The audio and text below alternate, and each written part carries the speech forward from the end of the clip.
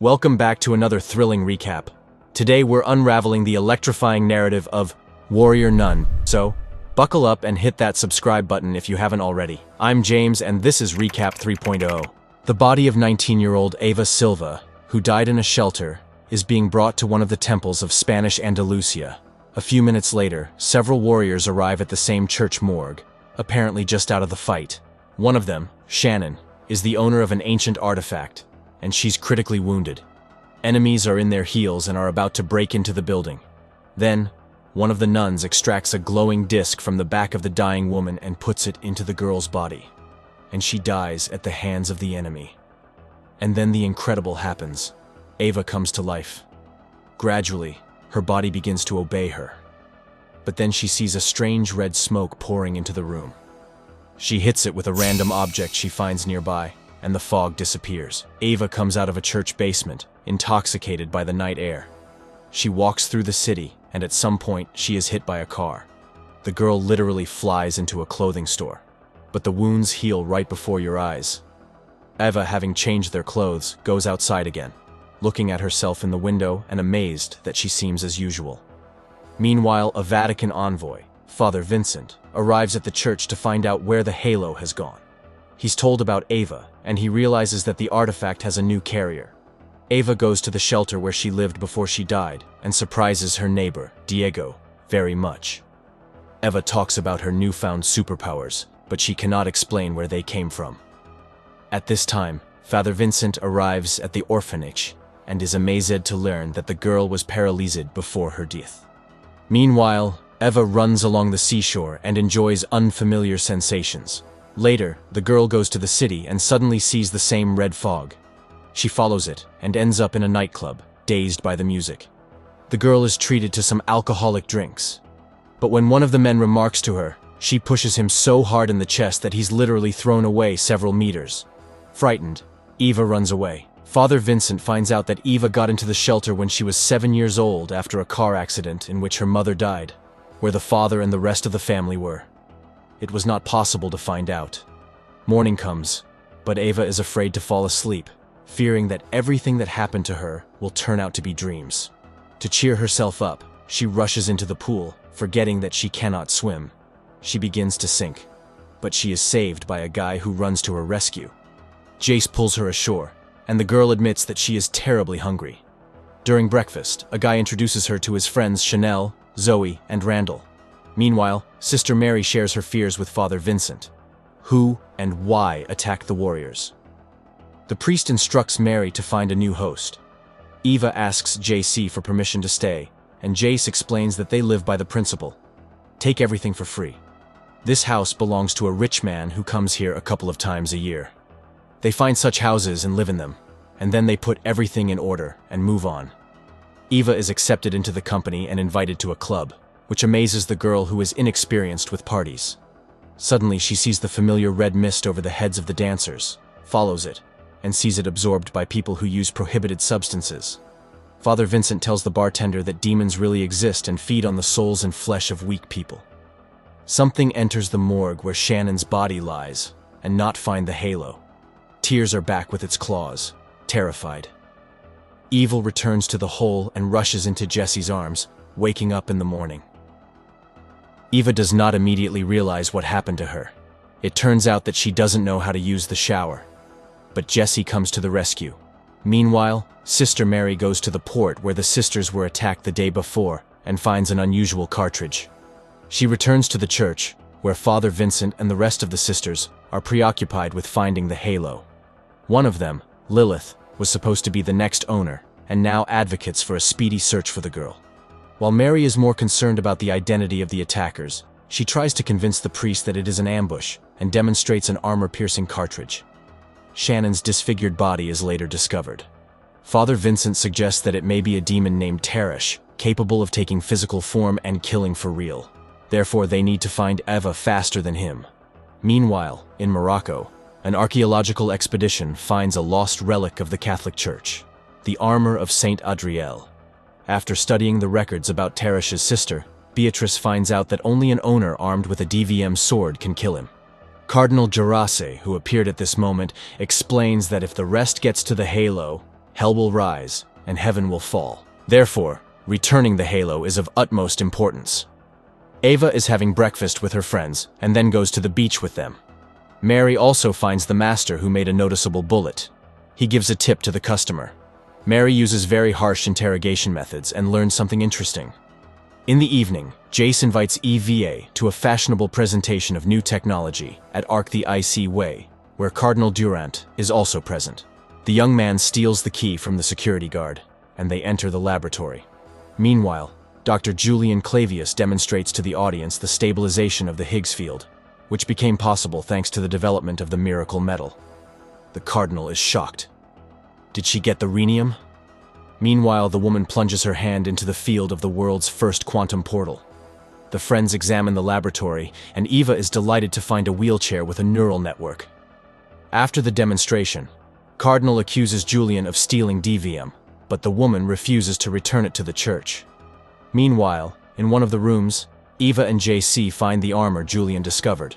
The armor begins to glow, reacting to the girl's presence. Father Vincent is informed that Eva has been found on the university campus. Meanwhile, from the conversation between Julian's assistant and the heat of security, it turns out that the confrontation with the nuns was provoked by the security agency transporting the installation of Dr. Sylvia, who at this time shows her laboratory to selected guests. JC gets a warning about this and tries to take Eva away. Julian notices the fading glow of the armor and realizes that intruders must have penetrated the lab on the way. Eva sees a room in which a child is locked and returns to him because she wants to understand what is happening there. Suddenly the sirens start to blare. Ava tries to hide under St. Mary and knocks out the security chief responsible for the attack on the sisters. Meanwhile, Ava is trying to escape from the guards. Suddenly a portal opens up behind her, from which Tarish appears. But the warrior nuns, led by Father Vincent, intervene to protect the girl. Ava throws a piece of the armor at the demon, banishing him to hell, which extremely amazes the nuns. Evil starts asking questions, but she's knocked out and taken away. Later, the girl wakes up in the church, tied to a bed. Despite attempts to calm her down, Eva reacts negatively, which is immediately transmitted to the halo. Suddenly, there is a shrill ringing, and Ava walks through the bed.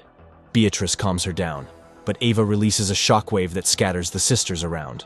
When she regains consciousness, she sees Vincent in front of her, who begins to tell a story about Saint Ariella, who came to God after losing all of her loved ones.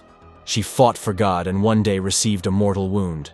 But the messenger of God, the angel, Adriel gave her his halo, so he saved her. Shocked, Ava realizes that the artifact is now inside her. Vincent talks about Tarash and Eva's newfound abilities not only to see demons but also to kill them. Eva tries to leave the church, but Father Vincent reminds her that her only protection is an osmium vest, which prevents demons from feeling the energy of the halo. She has a lot to learn. Meanwhile, Mary interrogates Sam ahead of the security, and he draws her attention to the fact that Julian does not need to attack the nuns because it is more critical for her to deliver the cargo. The man tries to kill the sister, and she shoots him in the lab. Julian and her assistants are watching the footage of the demon attack and trying to figure out what it actually was. And they decide that, first of all, they need to find the strange girl to whom the armor reacted.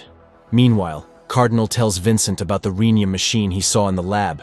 It is clear that the metal is obtained by melting the armor of a drill. Cardinal is interested in Eva's fate, but Father Vincent draws his attention to the unusual behavior of the halo. It seems that it chose its owner on her first training day. Eva meets Mother Superior and tells her that she can. Now he'll see demons pass through solid objects and levitate, which is confirmed by Lilith, who suddenly knocks the girl down. Eva has to respond. They fight, but Leela's stick passes through Eva's body. Siberian has to stop the fight. Later, Eva sits down for lunch with Sister Beatrice. He'll calm her down and tells her about Shannon, Eva, Lawrence, more about Adriel, who created the Order of Female Warriors named after the cross on the hilt of the sword. It was then that the nuns declared war on the darkness devotees. Meanwhile, Eva's friends find another rich house, which turns out to be Julian's property. The woman allows them to stay in the home on the condition that they hand over Eva to her as soon as she appears. While training with Sister Lilith, Eva learns that the can kill her too. Suddenly there is a strange noise. Lilith commands Ava to defend herself and throws her a cross-shaped sword. Essie's through the wall, ending up in Mother Superior's room with your ankles stuck in the wall. It turns out that this was a test, and the sounds are made by a special device. Superior intel's EVA about the dossier received from the shelter, in which it is written that the girl committed suicide by taking a large dose of painkillers. Shocked, Ava easily pulls out the leg. She outright denies the fact of suicide, but Superior and puts pressure on the girl, urging her to decide whether she wants to live or die. At this moment, Father Vincent and Sister Beatrice enter the room, putting an end to Ava's humiliation. Vincent is outraged by Superior's behavior, but she sees Ava as a threat to the others, and the girl convinces Beatrice that she did not kill herself. Beatrice believes her and takes her to the cell that used to belong to Shannon. Later, Ava meets Sister Mary, who reads her the continuation of Adriel, a story about how before her death she passed a halo to her successor. But when Father Vincent is distracted, the girl runs away, leaving her vest on the table and a note which says that she has chosen life returning to the street. Eva notices a man who is being chased by the familiar red flag and follows it. But she falls into a trap. She's beaten and stabbed. Soon she finally meets Jessie, who brings her to Julian's house, where Chanel helps her to find her style and clothes. This instantly makes Jessie fall in love with the girl angry, so it tells them that Julian is looking for Ava. An argument begins during which Ava emits a shockwave causing the walls to crack, and then she leaves. Meanwhile, Cardinal is trying to convince Father Vincent to find Ava and take the halo from her, even if it means killing the girl. The girl is trying to think what to do next, and remembers the humiliation she suffered from Sister Frances, who cares for her at the orphanage. At this moment, Jessie comes to Ava and tells her that he wants to travel further with her. Ava agrees. Meanwhile, the Cardinal informs the sisters about the blasphemy taking place in the laboratory, and he demands to return the armor to the church. Mary searches Shannon's cell and finds a piece of someone's clothes. Later, the Cardinal instructs Louis to find Eva and return the halo to the true owner herself. Maria tells Father Vincent that someone was tracking Shannon and knew exactly how to kill her. Evil recalls Sister Frances bullying again, but she becomes distracted by Jesse's story about his mother's death. At night, the nuns attack Julian's lab. Ava and Jesse come to the ferry crossing, but the girl has memories of how Sister Frances injected her with some liquid, and then did the same with Diego. Ava runs away, instructing the guy to buy the tickets and wait for her there. They neutralize the security of the laboratory, but they could not find the armor. Beatrice sends everyone away and goes alone to look for the artifact.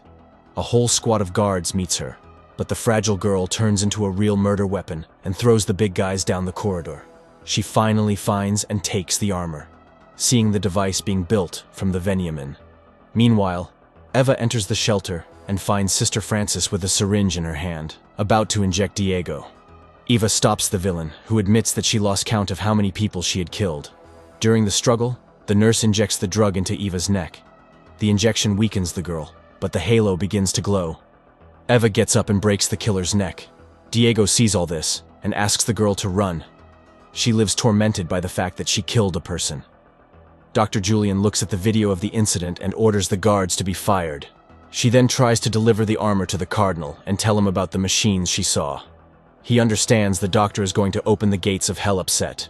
Evil leaves the orphanage and meets Sister Lilith, who intends to take up part of her. Lilith attacks Eva, but suddenly Sister Mary stands between them, and while the nuns sort things out among themselves, escapes.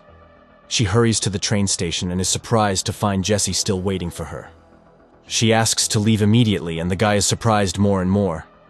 Later, Lilith and Mary arrive there, but manage to see only Eva's farewell gesture from the departing ferry. Dr. Julian delivers a message about the gates being built to another world. And this is a new era in the history of mankind. But the church hinders the development of progress. In confirmation, the woman shows footage of the attack on the laboratory and asks the Vatican to stop the war. Cardinal decides to respond to Julian's attacks, but first he needs to hide the armor.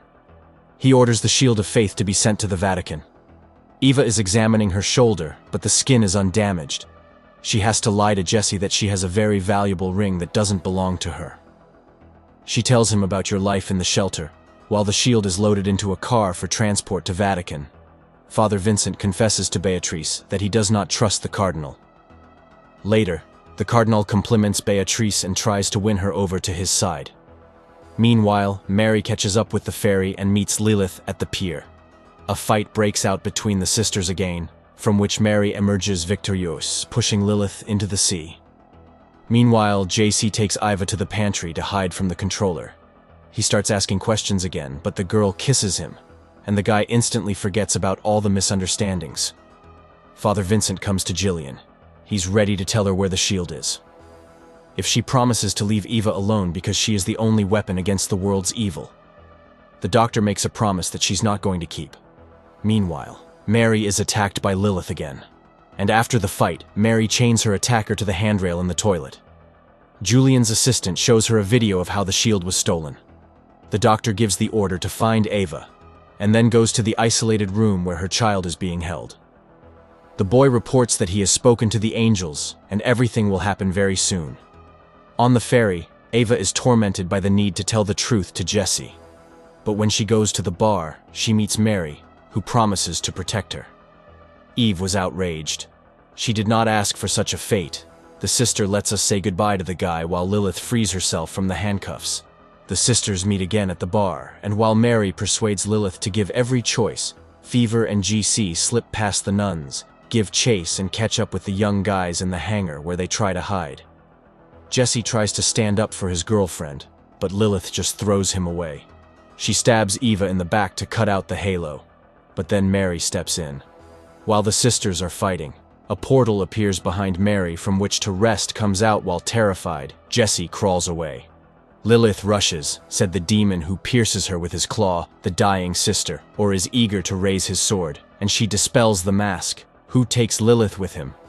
The guy tries to get answers from Ava, but she just walks through the wall. The next episode is coming right up. Thanks for watching. If you are new, don't forget to subscribe for more of these recaps.